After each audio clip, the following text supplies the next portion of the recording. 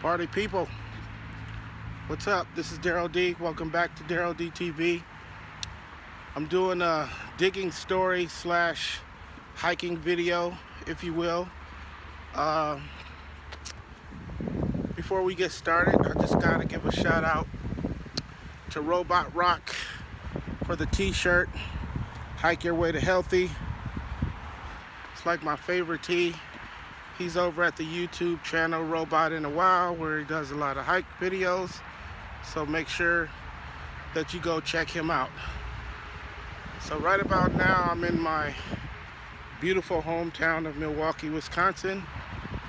I'm just kind of going along this little walking bike path down on the east side of Milwaukee, right next to the right across the street from Lake Michigan. You probably can't see it through the trees or whatever. You can see a little bit back there, but yeah, man, just enjoying this cold weather. Not, but I had to come talk to you. I decided to, share one of my digging stories, one of my vinyl digging stories. Since I'm in Milwaukee, I'll give you a Milwaukee story. Here on the east side of Milwaukee, we used to have what I called the world's smallest shopping mall. It's called the Prospect Mall. Maybe you could look it up. I don't know. Maybe they have some old pictures or footage, but it was super small mall. There was only 2 entrances. They had a movie theater. They had a video rental place. They had maybe 3 restaurants. I'm trying to get that sun out of here. They had like an Asian spot, the chocolate factory. I think they had no, actually I think they had 2 Asians. No, they had a Greek restaurant in there as well. And they had a Jamaican store where they sold Jamaican goods, whether it was groceries or arts or crafts or whatnot. And they also had a record store. The record store was called Recycled Books and Records. It was owned by this guy named Mike. Mike was like a tall, slim, very quiet, very soft-spoken guy, very likable, really cool guy. And over the years, I bought tons of records from this guy, or from his store. And he used to have the nicest dollar records. He didn't really have a dollar section, but he'd take his $1 and $2 records and he'd put it in a bin and set it outside the door of the store. If you found a record in there that hadn't yet been priced, he wouldn't sell it to you. He'd tell you come back in a few days. And that used to irritate me, but what are you gonna do? Like I said, over the years, I pulled out some great, rap 12 inches out of there, and electronic LPs, things of that nature. And, then I eventually moved out to Phoenix, Arizona, which is where I currently reside. So of course, every time I would come into town, I would go over to the Prospect Mall and go over to Mike's store and check him out. And, sometimes he'd be there. Most of the times he'd be there, but not all the time. So I'd maybe deal with one of the employees or whatnot. Anyway, one of the visits I had to Milwaukee, I go in there, and Mike's there, and there's this other employee, and he asked me, he said, how long are you in town? And I said, well, actually, I leave tomorrow. Why, what's up? And he says, well, would you like to go through all of our stock upstairs. Of course, of course I want to go through a stock. What are you, nuts? So I tell him, yeah, sure, I'd love to. So he takes me upstairs of this mall, of this little tiny mall, and he's got like a storefront upstairs. And the storefront, well, it's just a door. It doesn't have any windows or anything. It's just a storefront.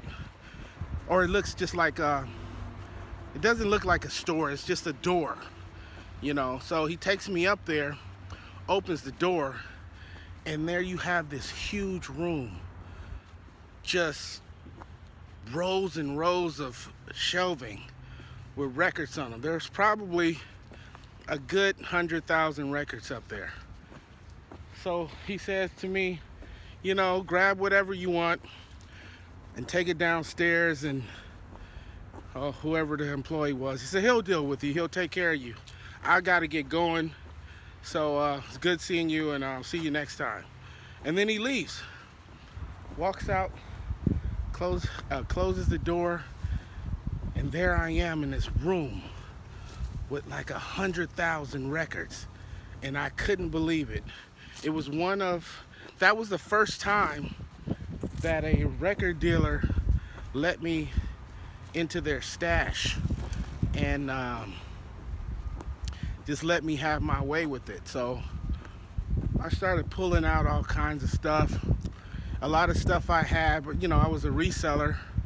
I resold a lot back then, and so I pulled out a lot of rap 12 inches that I knew had value, a lot of rap albums, a lot of R&B albums. And granted, we're talking, this had to have been maybe 15 years ago.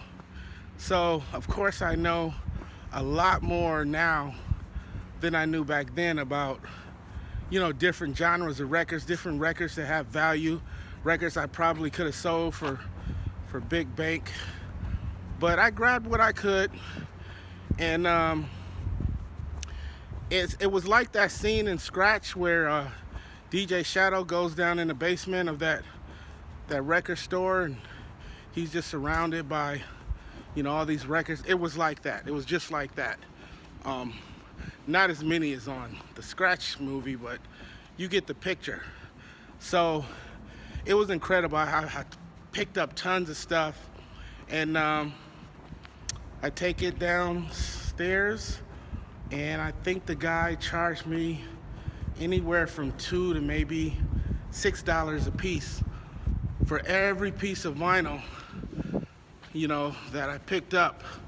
And it was an incredible experience. A lot of stuff I bought from my personal collection, but back then, yeah, I was definitely on the hunt for vinyl that I could resell on eBay, and I definitely found a crap load of vinyl that I could flip.